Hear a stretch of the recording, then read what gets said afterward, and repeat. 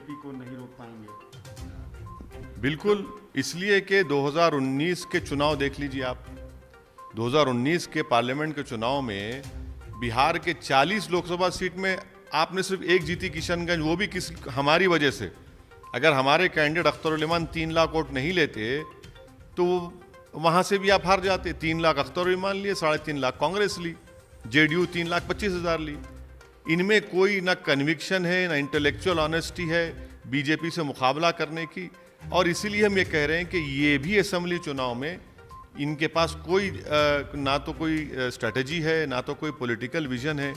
और इसीलिए हम कह रहे हैं कि ये लोग काबिल नहीं है उतने।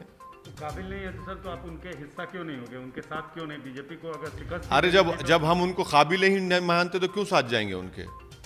हम काबिल हैं, कुशवाहा साहब काबिल हैं, राजभर साहब काबिल हैं, बीएसपी काबिल है। ये हम लोगों में लड़ने का जज्बा, लड़ेंगे। उनमें कहाँ है? अरे भाई एक बात बताइए, 5 साल पहले गठबंधन ने क्या कहकर वोट लिया था कि संघ मुक्त भारत करेंगे, मोहन भगवत को रोक देंगे, और वोट कटवा हमको कहा था।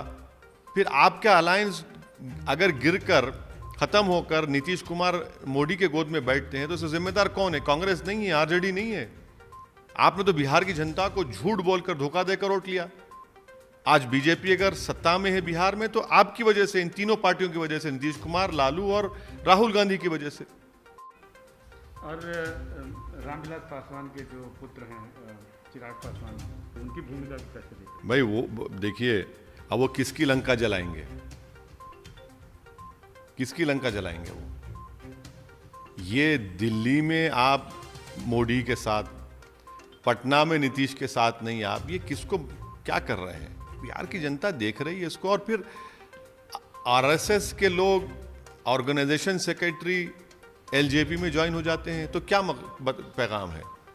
कौन इनको सपोर्ट कर रहा है? फिर बड़े बड़े बीजेपी के लीडर्स इनको ज्वाइन कर रहे हैं। और नरेंद्र मोदी के ताल्लुक से, अमित शाह के ताल्लुक से बोलते हैं कि ये लोग बड़े सख्त लीडर हैं। ये इतने नरम हो गए कि इनके पूरे के बड़े बड़े लीडर्स एलजेपी में जाकर इलेक्शन लड़ रहे हैं।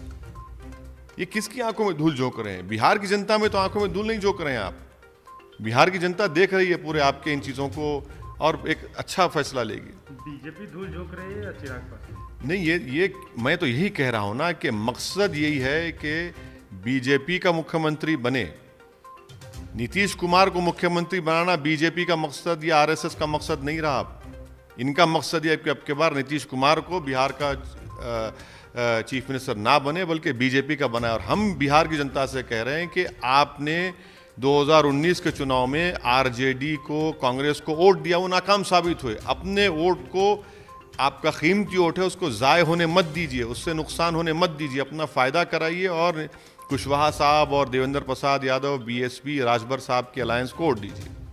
कितनी सीटें हैं आपका गठबंधन? अब नहीं, ये देखिए, ये सवाल आप किसी भी पॉलिटिशियन से पूछेंगे तो वो बोलेगा कि हम पूरा जीत रहे हैं। हम बिहार की जनता पे छोड़ रहे हैं। बिहार की जनता से रिक्वेस्ट करेंगे, उनसे निवेदन करेंगे कि आप हमको अपने आशीर्वाद से नवाजिए, अपने वोट से नवाजिए और हमको कामयाब करिए।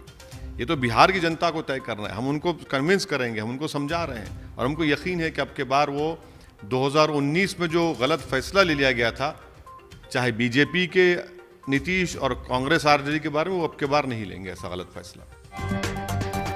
सब्सक्राइब कीजिए न्यूज़ 81 हिंदी चैनल को और बेल आइकन को प्रेस कीजिए हमारी वीडियो सबसे पहले देखने के लिए।